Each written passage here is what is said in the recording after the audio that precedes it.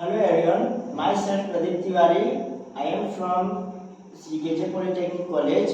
Today we are going to discussing about EBC subject, lecture 6, chapter 1, testing of installation.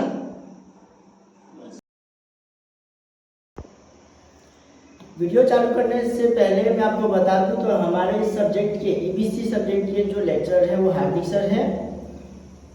उन्होंने भी ये video को बहुत अच्छे से समझाया है। तो चलिए चालू करते हैं। टेस्टिंग ऑफ इंस्टॉलेशन, अगर सबसे पहले बात की जाए तो टेस्टिंग ऑफ इंस्टॉलेशन और टेस्टिंग ऑफ वायरिंग दोनों ही बहुत अलग अलग चीज़ें हैं, जो कि इसमें स्टूडेंट्स बहुत कंफ्यूज होते हैं। तो चलिए बात करते हैं। After installation and before put in service wiring should be tested. Installation के बाद हम उसकी वायरिंग को, पूरे सर्विस वायरिंग को हम टेस्टिंग में लेते हैं, जो कि हम जिससे हमें पता चल सके, हम कंफर्म हो सके उसको वर्किंग में लाने से पहले। पहला है स्विच बोर्ड टेस्टिंग में। उसमें dielectric test, earth continuity test, circuit breaker operation और interlock checking, opening and closing time of circuit breaker. तो पहला जो है हमारा डाइलेक्ट्रिक टेस्ट, इसका मतलब कि वो कितना वोल्टेज लेवल तक सहन कर सकता है उसकी बात की गई है, उसे हम बोलते हैं डाइलेक्ट्रिक टेस्ट। सेकेंड है हमारा अर्थ कनेक्शन कंटिन्यूटी टेस्ट, जो कि हमारे जो इक्विपमेंट हमने लगाए हैं उसकी जो अर्थ वायर है उसकी कंटिन्यूटी टेस्ट करते हैं। सर्किट ब्रेकर ऑपरेशन, हमारे सर्किट ब्रेकर के ऑपरेशन को हम मैन्युअली ऑपरेट करा के चेक करेंगे। हमने जितने भी इंटरलॉक स्विचेस रखी है हम उनको चेक करेंगे। Opening and closing time of circuit breaker, this is most important. अगर हमारा सर्किट ब्रेकर 5 सेकेंड या 10 सेकेंड बाद ऑपरेट होता है फॉल्ट के, तो हमारी जो सिस्टम है वो पूरी फायर से जल जाएगी, बहुत बड़ा शॉर्ट सर्किट होगा, हमें नुकसान जाएगा। सेकेंड वन है ट्रांसफार्मर, टेस्टिंग ऑफ ट्रांसफार्मर और टेस्ट अकॉर्डिंग टू IS 10028, जो कि 1981 के में लिखा हुआ है, उसके अनुसार हम उसकी टेस्टिंग करेंगे ट्रांसफार्मर की। ट्रांसफार्मर की टेस्टिंग में जैसा हम जानते हैं insulation test, resistance, megger test, 10 delta test, ये सारी टेस्ट हम ट्रांसफार्मर के लिए करते हैं। उसके बाद है हमारा cable test, cable installation tested as per Indian standard 1255, जो कि 1983 में लिखा गया है, उसके अनुसार हम करेंगे। उसके बाद हम बात करें मोटर एंड अदर इक्विपमेंट की बात करें।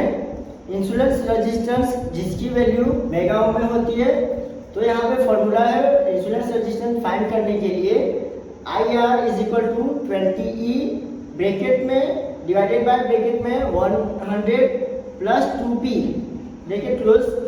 हमारा जो E है यहाँ पे वो रेटेड फेज वोल्टेज होगा, जो हमारा P है वो रेटेड पावर होगा किलोवाट में।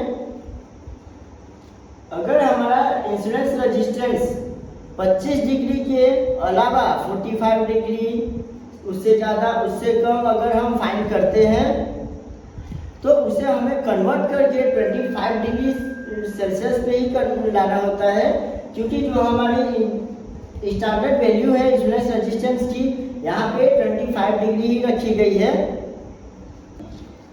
अगर आपको याद हो ये फॉर्मूला 1 प्लस अल्फा 0 T1, इसके हेल्प से हम 25 डिग्री सेल्सियस पे इंसुलेशन रेजिस्टेंस अदर डिग्री को 25 डिग्री पे हम कन्वर्ट कर सकते हैं,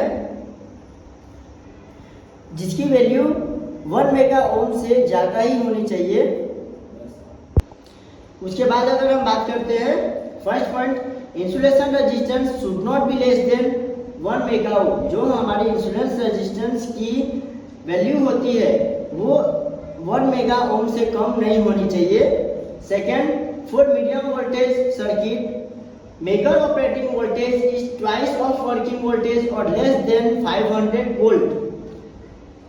ये पॉइंट बहुत ज़रूरी है। अगर कंपनियों में हम जाते हैं तो हमसे इंटरव्यू में काफ़ी टाइम पूछा जाता है ये चीज़। जो हमारी मीडियम वोल्टेज सर्किट होती है, जो हमारी वर्किंग वोल्टेज होती है, वर्किंग वोल्टेज उससे मेगर की जो ऑपरेटिंग वोल्टेज होगी वो 2 गुना ज़्यादा होगी।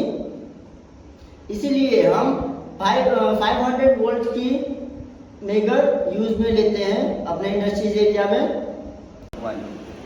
Third point, insulation resistance between conducting part and metal frame should not be less than 0.5 mega ohm. जो हमारी इंसुलेशन रेजिस्टेंस है हमारा conducting part and metal frame के बीच का, वो 0.5 मेगा ओम से कम नहीं होना चाहिए। उसके बाद बात करें लास्ट पॉइंट हमारा अर्थिंग। तो फर्स्ट है each electrode earth resistance is measured. यहाँ पे बात हो रही है टाइप्स ऑफ इंस्टॉलेशन। इंस्टॉलेशन मतलब बड़ी बड़ी ट्रांसफार्मर, मोटर्स वगैरह की बात हो रही है, तो उसमें हम एक से ज़्यादा इलेक्ट्रोड्स प्रोवाइड करते हैं। तो जितने भी इलेक्ट्रोड्स हम प्रोवाइड करेंगे, each electrodes earth resistance is measured. उसकी हमारे इलेक्ट्रोड्स जो हम प्रोवाइड किए हैं उसकी अर्थ रेजिस्टेंस है, हम सबकी चेक करेंगे हमने जितना भी प्रोवाइड किया है। सेकेंड है resistance of earthing grid is measured. Distribution transformer अगर हो तो उसके लिए हम जो अर्थिंग ग्रिड होता है उसकी रेजिस्टेंस भी हम मेजर करते हैं।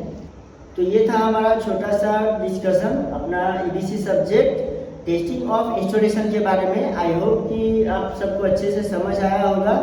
Thank you.